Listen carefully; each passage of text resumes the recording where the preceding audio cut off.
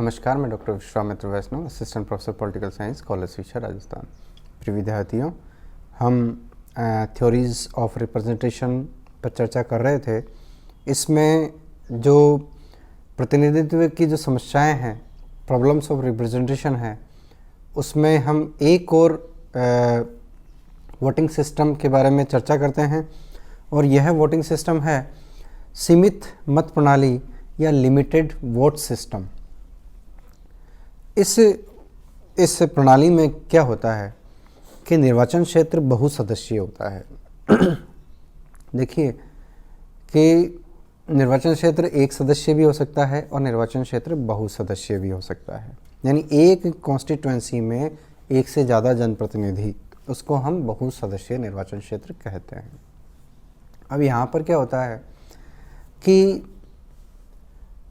कम से कम 3 सदस्यों का चुनाव उस निर्वाचन क्षेत्र से होता है। यानी कम से कम 3 सदस्य तो उस क्षेत्र में होने ही चाहिए।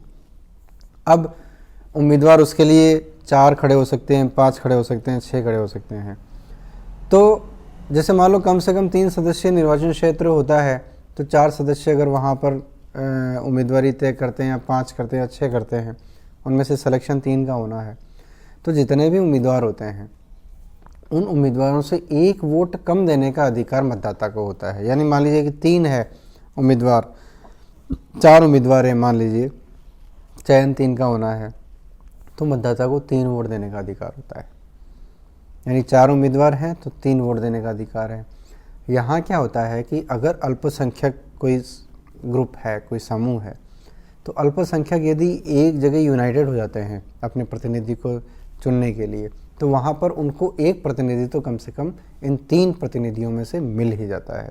तो यहाँ देखिए कि क्योंकि निर्वाचन क्षेत्र बहुसदस्यीय है और एक अगर समूह, अगर अल्पसंख्यक समूह यदि तय कर लेता है, तो वहाँ पर उनको एक उम्मीदवार मिल जाता है।